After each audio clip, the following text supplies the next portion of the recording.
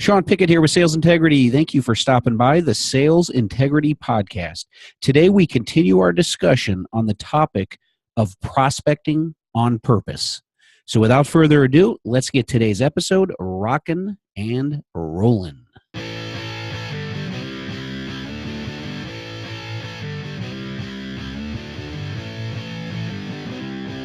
All right, we continue on with our Prospecting on Purpose series. We're talking about creating content as a sales professional.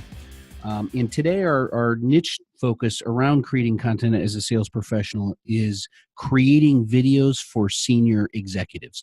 And what I mean by that is using videos. So you're going to create videos and you're going to use them while selling to senior executives. Now this may appear to be a daunting task, but I'm going to simplify that complexity here today in our podcast. So first of all, I'm going to share some research as I've been doing in our series here, our Prospecting on Purpose series, and Prospecting by the Numbers is what I've been calling that. But I'm going to share a couple reports by Brainshark.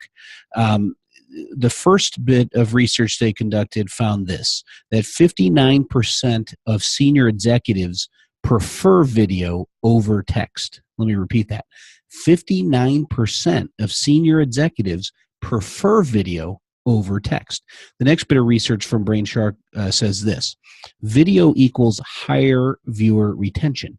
The information retained in 1 minute of online video is equal to about 1.8 million written words. Again, video equals higher viewer retention.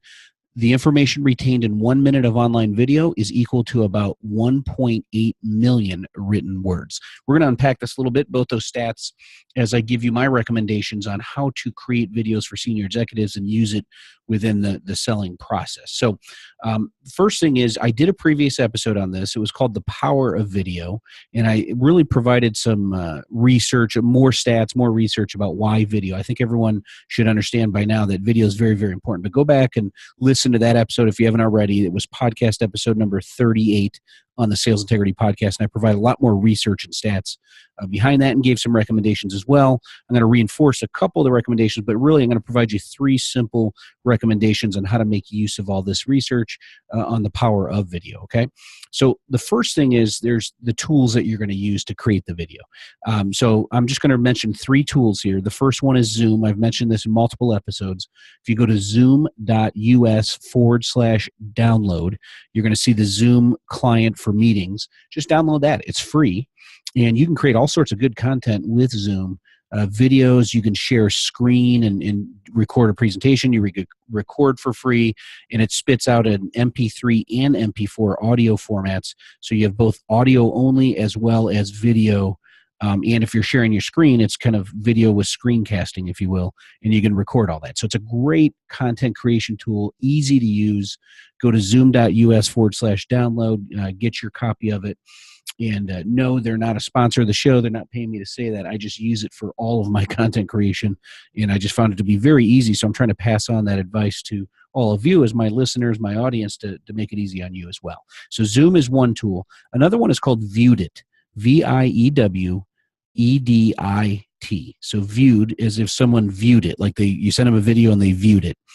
So it also is spelled View Edit, but it's really pronounced Viewed It. And this is from Vidyard. This is a free tool. Again, another free tool they provide. The cool part about this is you can create instant videos on the fly. It embeds it in your email, and you can just send video emails. So it's really quite cool. Now keep in mind, it'll send the image of you in the video with a little play icon over your face, overlaying your face on the video. So it looks like they're going to click it and it plays within your email client, but it really doesn't. What it does is it's a link. It clicks over to where Viewed It or Vidyard is hosting your videos, and they do that for free, and then they can view it online. But it does appear as if it's a video embedded into an email. It looks really good. It sets yourself apart from competition. Not a lot of people are sending video emails, and I'll get into that in a second with my other 2 recommendations. And then the third tool is YouTube. YouTube, you could store your videos and then share them through that. You can not only just store your videos there and make it available to the public, but what I'm referring to is if you're going to use this in the sales process, you're probably thinking, hey, I don't want that out there, Sean, when my competitors can see it. Well, don't worry. You could set it to unlisted where they won't find it. And so that's something that you could leverage. If you want more protection and controls, like only a certain email address can go log in and see it, and you provide them login credentials with a password, then I'd recommend going to Vimeo. That has a paid platform. It also has a free one, but it has a paid platform on that where you can control the content a bit more. But I found that, creating quick videos using Zoom, storing them in YouTube as an unlisted video, and then sending that to your prospects as a follow-up tool, that works pretty well. It gives you some analytics, shows you how many times it was viewed and accessed and all that good stuff. So those are 3 tools. I want to start off with that as tip number 1, the 3 tools you can use. Zoom to create more extensive videos if you're going to do a quick presentation, record it. You want to share that as a follow-up item. Viewed it if it's going to be a quick follow-up email and just video of you. You can actually share your screen using Viewed It as well. That's kind of an all-in-one tool. So if you don't want to worry about Zoom, or doing Zoom and then uploading it to YouTube, Viewed It kind of allows you to do all of that. They store it. However, again, it's not protected. So if they share that link with someone else, they can go see it. So just keep that in mind. But both those tools, Viewed It and Zoom, can create the content. Zoom plus YouTube allows you to create and store it, and then Viewed It allows you to kind of do what Zoom and YouTube do together. So just keep that in mind, that those are 3 tools you can use. That's tip number 1. Tip number 2, use video for follow-up emails. So this is where you'd use Viewed It. All right, so use that as a tool, and instead of sending a quick follow-up email, which you should be doing, if you're not doing that after meetings, then shame on you, but I'm assuming most everyone that's listening to this podcast is probably sending a follow-up email after a prospect meeting, especially meeting number 1, kind of summarizing what you discussed and what you agreed to for action items and what the next steps are. So one thing you could do is you can send them a quick video with that and just bullet point the action items in the email. So you keep the email very succinct, but you send them a video email, and it's a little bit more of a personal touch. Hey, this is Sean, Sales Integrity. I want to thank you for your time the other day. I really appreciate it. I now have a much better understanding of your sales organization, the challenges you're facing, and what you're trying to do to overcome those challenges. Look forward to next steps, right? So you can do a quick video, and keep in mind, a video, according to that research from BrainShark, equals higher viewer retention. They're going to remember that more. That makes it you more memorable in the follow-up process, helps set you apart from competition, but also that information retained in 1 minute, and keep it succinct. Don't go on and on and on and rambling in a multi-minute video. Try for a follow-up, keep it to 1 minute, maybe 2 at the most, but try and keep it to 1 minute, because the information retained in 1 minute of online video is equal to about 1.8 million written words. So which is just crazy, right? So instead of, you're not going to write that many anyhow, but you can get a lot more across in a quick video, follow-up video in an email there. If you're using Viewed It, for instance, and sending that over, it gives you the ability to quickly create that follow-up email. The best time to do that is when you get back. When you're done with that day of meetings, pump out and create all these quick follow-up video emails and send it to them. That'll be impressive. You're still fresh on their mind. They see you again. You're going to become more memorable, and you're going to build a better relationship with the senior executives. And remember, 59% of senior executives prefer video over text. So you're just going to be leveraging that research to communicate with them the way they prefer to be communicated with. So just keep that in mind. That's tip number 2, use video for follow-up emails. And then finally, tip number 3, use video for reinforcing presentation. So now if you're deeper in the sales cycle, meeting 2, 3, 4, you're demoing, you're presenting, you have a presentation, PowerPoint you went through that was more extensive, proof of concept you showed, whatever it may be, even a proposal. If you walk through a proposal statement of work, you can use video to reinforce that presentation, because obviously when you're selling in a B2B environment to senior executives, they have a team of influencers on the buying team. And maybe not all of them were present when you presented to the senior executive. Maybe some of them missed it if you presented to a committee or a group. So what better way to set the narrative? It's better for you to sell it and not expect them to be able to regurgitate and repeat everything that you went through, especially if it was an hour, hour and a half, or even 2-hour meeting that you had with them. So what you want to do is record and share your screen. Now, this is where Zoom and YouTube really come in, because Viewed It, I believe, has a limit to how long you can create your videos, but you should keep it a little bit more succinct. If it was an hour, 2-hour video, try and keep it a little shorter than that, but it doesn't have to be a minute. So it could even be 10, 15 minutes summarizing the highlights of that, hour to 2-hour presentation that maybe you guys went through with questions. So what you might want to do is do a condensed presentation of what you went through, whether it's a statement of work, a proposal, a presentation, a demo, a proof of concept. Keep that a little succinct. Keep that to, 5 to 10 minutes at most. And then maybe end with a summary of the common questions you receive from everyone, maybe the key ones, with your quick answers to those, and then that should be it. And so if you do something like that, it's more memorable. You're going to record it with shared screen, keep it short, concise, but pack a big punch with value there. Send that over to the executive, and now it becomes a tangible value asset that the executive can share with their team and others on the executive team and all that stuff, if people are wondering, what is this solution that you're evaluating? So tip number one, there's 3 tools you can use to create videos for senior executives, to create and share videos with senior executives. Those tools are Zoom, Viewed It, and YouTube. And then tip number 2, use video for follow-up emails. It helps you set yourself apart. You become more memorable.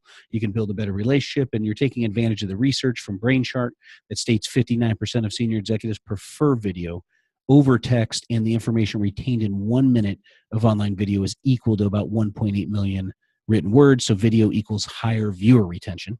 And then finally, that's tip number 3, use video for reinforcing presentations. So you can really have more of a condensed presentation. It becomes a tangible value asset for the senior executive. They can share with other team members who weren't present.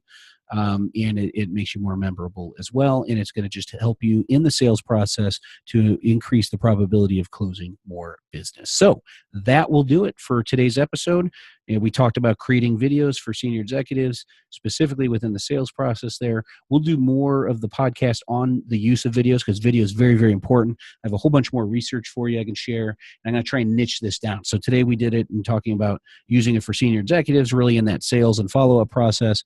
I can provide even more niche-focused content around videos, and I'll do that in future episodes. I just want to keep these somewhat brief, so we're not running too long, because there's just so much content to go over. So finally, before we end this episode with a few quick reminders, I'd appreciate it if you would provide some feedback for me. So if you send an email to Ask Sean, S-E-A-N, so Ask Sean at salesintegrity.com.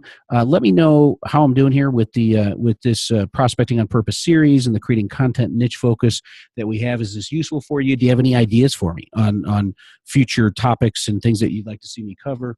Any questions I can answer for you as it relates to prospecting on purpose? And then also, we're now on Stitcher Radio. So we just got on Stitcher Radio this week.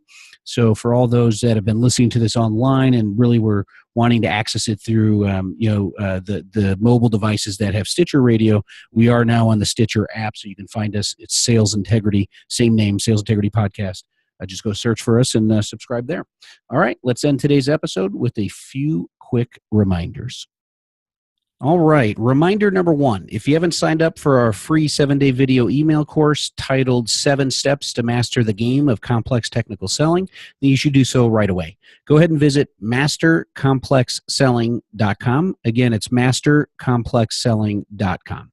Reminder number 2, if you want to ask a question and have me feature that on the podcast to answer your question, then just send an email to asksean@salesintegrity.com.